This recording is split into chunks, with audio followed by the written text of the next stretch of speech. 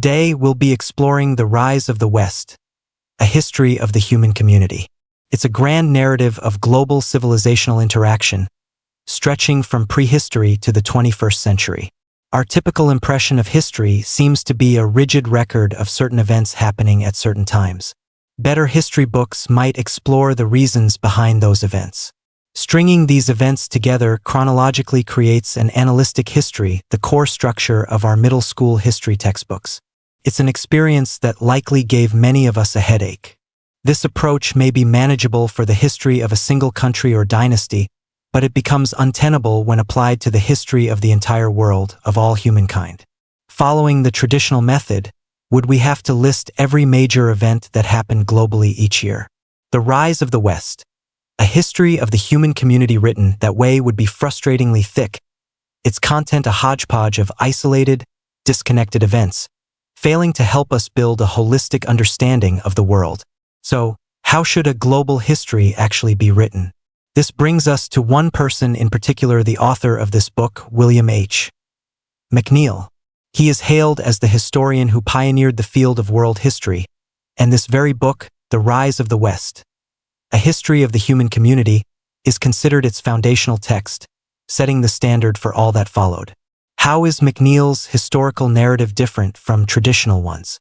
First, the book's historical material is highly condensed, which is easy to understand. But the crucial question is how to select the material. Which events should be included and which should be left out? The author's core focus is on the interaction between different civilizations. In McNeill's view, the significance of world history only emerges through the interaction of civilizations.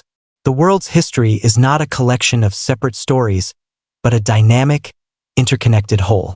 This is both the book's greatest feature and the author's most unique contribution to the field of history. Therefore, the book uses civilizations as its basic unit, writing about their interactions and conflicts, and integrating previously isolated histories into a dynamic, interactive, and truly world history. The author, William H. McNeill, was a titan in the historical community, a founder and pioneer of global history studies. In the past, readers might be more familiar with Arnold Toynbee, author of A Study of History, or Lefton Stavrianos, who wrote A Global History, and McNeill is their peer. His seminal 1963 work, The Rise of the West, is widely recognized as marking the birth of global history as a field of study. So what is the relationship between The Rise of the West, a history of the human community, and The Rise of the West? It is, in fact, a condensed version of the latter. It was an instant sensation upon publication, becoming the standard textbook for world history. Even today, more than 60 years later, the revised 4th edition we read remains a top choice for world history courses in American colleges and universities, as well as an excellent entry point for general readers. In the book, the author divides world history into 4 stages based on the development and interaction of major civilizations. The first stage covers the emergence, establishment, and initial diffusion of the great ancient civilizations. The second stage focuses on the equilibrium among major civilizations, especially the clash and counterbalance between agrarian and nomadic civilizations. The third stage describes how, after the Age of Discovery began in 1500, the West gradually rose to a position of dominance. The fourth stage examines how the industrial and democratic revolutions transformed Western civilization and set the stage for globalization. All right, let's start with the first stage: the emergence, establishment, and initial diffusion of the great ancient civilizations. This period, roughly before 500 CE, was the birth of human civilization. When we talk about ancient civilizations, many of us can immediately recite the 4 great ancient civilizations: China, ancient India, ancient Egypt, and ancient Babylonia, though Mesopotamia is the more precise term. McNeill generally follows this classification, adding Greek civilization as the starting point for the West. Of course, discussing the birth of civilization requires more than just listing names. It's more important to reveal why civilizations arose in these specific places and not others. The primary factor was geography. Without exception, ancient civilizations were born in great river valleys, because only irrigated regions could guarantee stable food production, which in turn could support large populations and foster social division of labor and technological progress. Technological advancement was crucial in the development of civilization. The invention of the plow, for instance, dramatically increased grain yields, and the resulting surplus product spurred further professional specialization. Later, the domestication of horses, the smelting of metals, and the maturation of chariot technology gave civilized societies a powerful military advantage, allowing them to conquer vast territories. As civilizations prospered, religion and philosophy also emerged. Therefore, McNeill's The Rise of the West, a history of the human community, focuses not just on politics and war, but offers a holistic overview that integrates geography, technology, politics, military affairs, and culture. So, were there interactions between different civilizations at the very dawn of their existence? In the past, historians often assumed that due to geographical barriers, the major civilizations were largely isolated. But McNeill firmly believed that the diffusion and mutual influence of civilizations happened much earlier than we imagine. He uses the spread of the horse-drawn chariot as an example. In its time, the chariot's advantage on the battlefield was comparable to that of a tank in World War II. This weapon likely first appeared on the Iranian plateau and, due to its immense power, quickly spread to geographically distant civilizations. For example, Greece's Mycenaean culture has records of chariot warriors, and Homer's epics are filled with descriptions of them. Farther east, in India, the invading Aryans also commanded chariots. Even in the distant East China, traces of chariots have been found, with numerous chariot artifacts unearthed from Shang dynasty tombs. Are these chariots related? McNeill's answer is yes. The chariots excavated in China share many structural similarities with those from the Middle East and Greece, and they appear slightly later in the timeline, which aligns with a pattern of technology spreading from west to east. He speculates that the Shang nobility may have had blood ties to nomadic peoples or acquired this technology through other means. Of course, this culture from the West viewpoint is controversial in some circles, where many find it emotionally difficult to accept, seeing it as a manifestation of Eurocentrism. In truth, we might benefit from approaching this issue with a more open mind.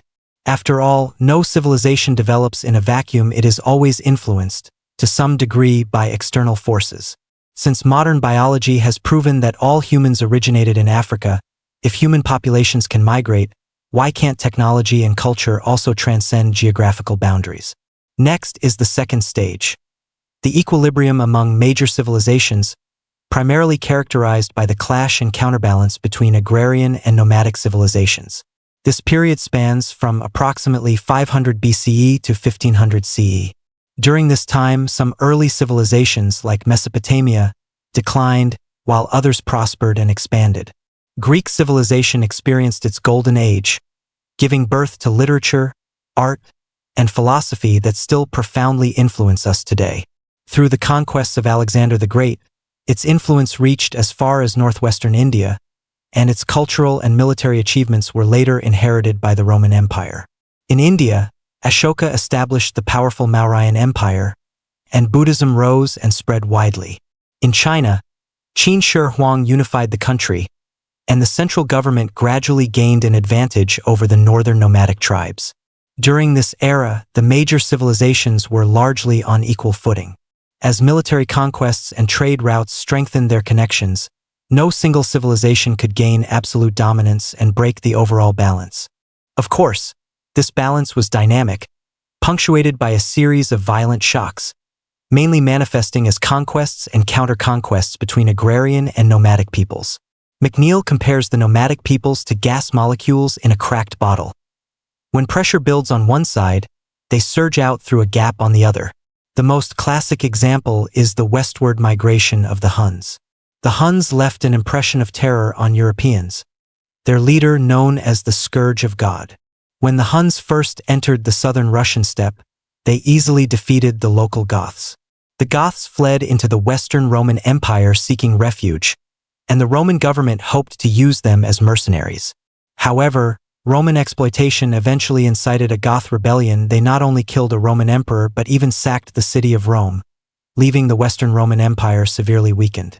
Subsequently, Attila the Hun launched his own campaign, And while he didn't directly destroy the Western Roman Empire, he left it crippled beyond recovery. Where did these Huns come from? They were the very same Hunnic tribes that had migrated west from northern China. Why did they move west? Because during the reign of Emperor Wu of Han, the Han dynasty launched a series of successful military campaigns against the Xiongnu Huns, causing the confederation to split.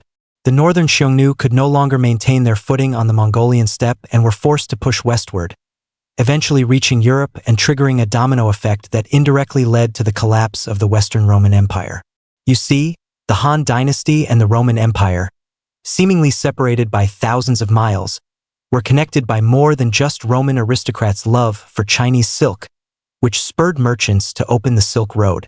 The foreign policy of an East Asian agrarian empire, transmitted through the movement of nomadic peoples, rippled across the entire Eurasian continent and ultimately had a profound impact on another great agrarian empire. In light of this, can we still say that these great civilizations were isolated from one another? This is the very essence of civilizational interaction. This push and pull between agrarian and nomadic civilizations also played out repeatedly in Chinese history. From the Rong and Di tribes of the Shang and Zhou periods, to the fight against the Xiongnu in the Qin and Han, to the Five Barbarians Uprising, to the Tang dynasty's defeat of the Turks, and finally to the rise of the Mongols who swept across Eurasia. This dynamic equilibrium of waxing and waning power lasted for nearly 2 millennia. However, just over a century before the Manchu conquest of China, a momentous transformation occurred in Europe, one that was powerful enough to shatter this balance. This brings us to the third stage. After the Age of Discovery began in 1500, the West gradually achieved a dominant position in civilizational encounters. This period spans from approximately 1500 to 1789. The year 1500 marks the dividing line between the pre-modern and modern eras of world history. Advances in European shipbuilding and navigation technology ushered in the Age of Discovery. Columbus's arrival in the Americas, da Gama's rounding of the Cape of Good Hope, and Magellan's circumnavigation of the globe all occurred around this time. The West now commanded a completely new cultural and political frontier, the ocean. Commercial activities and military conquests could now be conducted rapidly by sea, completely changing the old dynamic of land-based struggles. Spain, the Netherlands, and Britain rose successively as maritime colonial empires, accumulating enormous wealth through colonization and trade. Simultaneously, Europe underwent the Renaissance and the Reformation. The authority of the Church declined, the economy prospered, and the way was cleared for scientific development. Technological progress, in turn, expanded Europe's technical and military advantages, creating a virtuous cycle. From this point on, Europe finally broke the millennia-long global equilibrium and began to pull decisively ahead of other civilizations. As Europe rose, the reaction from other world civilizations was generally sluggish. Ancient empires like China and the Ottoman Empire could still rely on their deep-seated foundations to hold on for a time.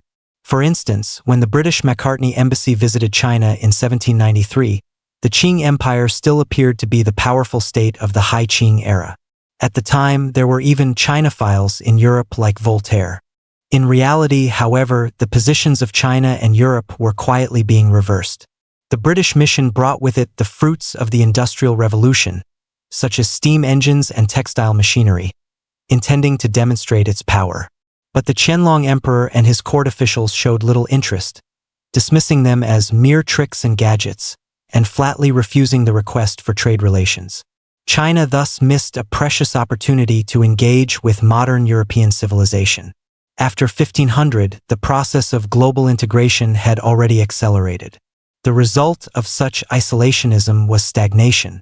If you don't proactively join the new world system, you will eventually be dragged into it by force, losing your autonomy in the process. Sure enough, less than a century later, China's doors were blasted open by British cannons.